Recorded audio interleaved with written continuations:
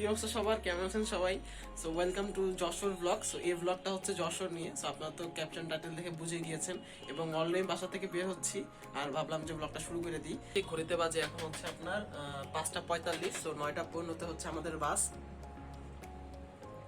So আর এই ব্লগটার camera quality হয়তো একটু খারাপ হতে পারে, কারণ হচ্ছে এবার ঢাকা থেকে শুধু আমি আর সাইকেল যাচ্ছে, একটা সাইকেল যাচ্ছে আর হচ্ছে আনাসের সাইকেল যাচ্ছে।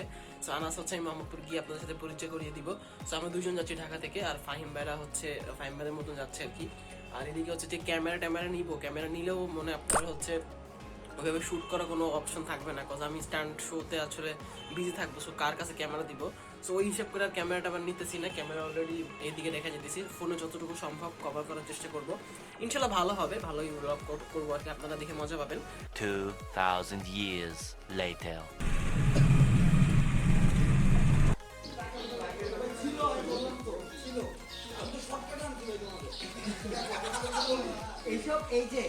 এই চারটা গাড়ি। আসসালামু আলাইকুম আবার সবাইকে, অনেকক্ষণ পরে দেখা হইলো একদম যশোরে এসে। এরপরে ফেরিতে একটু খাওয়া দাওয়া করছিলাম, বাট ফেরিতে টুকটাক ভিডিও করার চেষ্টা করছি, বাট এত বেশি অন্ধকার আসলে ক্যামেরা একদম অন্ধ। এখন রুমে চলে আসছি, বাট রুমটা একটু আপনাদেরকে দেখাই। সো রুমগুলো প্রথমে হচ্ছে আপনার দরজা থেকে একদম বাইরে ভিতরে হচ্ছে আপনার প্রথমে একটা বাথরুম। তো বাথরুমে অ্যাজ ইউজুয়াল যা থাকে তাই আছে, একটু হালকা করে দেখা দিলে ভালো হতো। সো এদিকে কমোড আছে, ওদিকে ব্রাশ আছে, সব কিছু ফ্রি, ঠিক আছে। এরপরে হচ্ছে রুমগুলোর এই সাইডে হচ্ছে দুইটা আলমারি আছে। সো আলমারি এদিকে হচ্ছে ইয়ে লাগছে। এরপরে হচ্ছে আমাদের সাইকেল লাগছে, আমরা 3 স্টার সাইকেল ঢুকে ফেলাইছি, কোনো সমস্যা নাই। এরপরে হচ্ছে আপনার এদিকে একটা টিভি আছে ছোট, ওদিকে ড্রেসিং টেবিল আছে, চেয়ার আছে।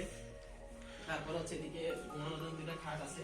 আর আমরা 3 তলা রুম নিয়েছি। সো 3 তলায় হচ্ছে আপনার সাইকেল দুইটা করে ফেলাইছি আমি আর আনাস। তো আমার সাথে পরিচয় করে দিচ্ছি। এরপরে এদিকে সোফা আছে, যে আমি কইছিলাম একজনে ঘুমাইতে পারে, ঘুমাই নাই। এরপরে যে অরিজিনাল যে ভিউটা, অরিজিনাল মানে অনেক সুন্দর, সেটা হচ্ছে আপনার এই ভিউটা বিউটিফুল। যাই হোক, এখন আমরা হয়তো ঘুমায় পড়বো, মানে ঘুমায় পড়বো না, গোসল টোসল করে নামাজ পড়ে দেখবো, একবার 3টা বাজে দেখা হবে।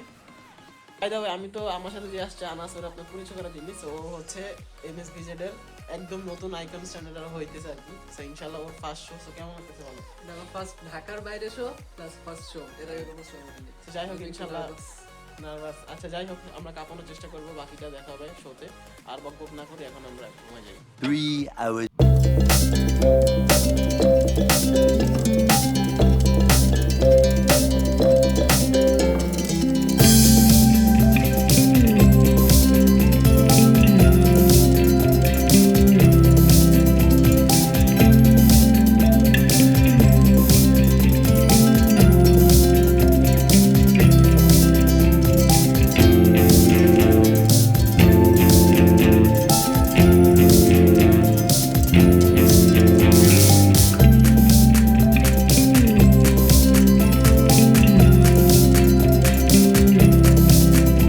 একদম ঠিকঠাক মতো আমরা যশোর এখানে যাই, গ্রাউন্ডে যাই, শো গ্রাউন্ডে যাই। এরপর হচ্ছে যশোরে MSB যারা ছিল তারা পারফর্ম করে, এরপর তারপরেই আমাদের নামার কথা ছিল। বাট আমাদের পরপরই হচ্ছে ফাইম ভাড়া ঢুকে যায়। তারপরে এমন পরিমাণ ক্রাউড হয় যে আসলে কন্ট্রোল করার মতো সাধ্য ওই 120 জন ভলান্টিয়ারও ছিল না। সো তাদের মধ্যে একটা হাতাহাতি পর্যায়ে হয়ে যায় দর্শকদের মধ্যে। সো একটা স্টান্স হতে এরকম হওয়াটা স্বাভাবিক আসলে, কারণ অনেক মানুষের গ্যাদারিং যেহেতু। এরপর হচ্ছে যশোরে টোটালি মানে ওইভাবে শো করতে পারিনি আমরা, মন মতো হয়নি। এরপর ফাইম ভাড়া টুকটাক করছে, বাট সেভাবে এন্ডিং করতে পারে নাই। সো এরপরে যশোরের মধ্যে দিন ছিলাম এবং 2 দিন হোটেলের মধ্যেই ছিলাম বলতে গেলে। তো প্রথম দিন MSB যারা স্ট্যান্ডার্ড ছিল যশোরে, তারা হচ্ছে একটা 1 মিলিয়ন উপলক্ষে, যেহেতু ফাইবার 1 মিলিয়ন হয়েছে সেক্ষেত্রে তারা একটা কেক কাটে। এরপর তারপরে দ্বীপন্ট থেকে একটা ফ্যান মিট আপ হয়, যেহেতু ফাইবার 1 মিলিয়ন হয়েছে। সো এরপর হচ্ছে মিট আপটা হওয়ার পরে ওদিকে মিট আপ হয়, সব কিছুই হয়। ওইভাবে ব্লগ করা আমার হয় না, কারণ আমার ফোনে স্টোরেজ নাই। চুনার পরে চুনা খাইতে নিয়েছিলাম। এরপর হচ্ছে আপনার ফাইবার খুলনা চলে যায়, দেন আমরা সকালবেলা খুলনা রওনা দেয় 16 ডিসেম্বর। তো 16 ডিসেম্বর হচ্ছে খুলনাতে একটা র্যালি হয়, যেটা খুলনা MSBZ অর্গানাইজ করে। সো এখানে র্যালিতে অ্যাটেন্ড করি। এরপর 17 ডিসেম্বর শো হয়, খুলনা শো হয়। বাট শোর কোনো ভিডিও আমার কাছে নাই, ওই যে বললাম ফোনে স্টোরেজ নাই, ফোন মনে করেন চুনা খাইতে খাইতে শেষ। এরপর আমরা সাতক্ষীরা যাই এবং সাতক্ষীরা আলহামদুলিল্লাহ খুব ভালো শো করি। তো এই ছিল। আর মাঝখানে অনেক কাহিনী পেঁচাতে পারতাম, বাট ঘটনা হচ্ছে ওই একই হোটেলে ছিলাম, হোটেল থেকে বের হইনি। এইভাবে যদি বের হইতাম তাহলে তো ব্লগ করা পসিবল হতো, বাট যেহেতু আমি আমার ক্যামেরা নেই নাই, সেক্ষেত্রে আর ওই চান্স নেই ব্লগটা কই নেই। আর ফোনেও স্টোরেজ নাই, আর অনেক ডকুমেন্ট ছিল, কোনখান থেকে কি করবো না করবো মাথা আউলাই গেছিলো। আর টানা শো ছিল, যার কারণে প্রেশার আরো বেশি ছিল। আর ওইভাবে যদি ক্যামেরার ম্যান কেউ ছিল না, যার কারণে আর আমি একা ওইভাবে আর করতে পারি নাই। আর ফোন খালি থাকলে করতে পারতাম। সো যাই হোক, এখন আপনারা সাতক্ষীরার যে স্টান্টের ভিডিওটা আছে সেটা এনজয় করেন, দেন আমি আবার আসতেছি।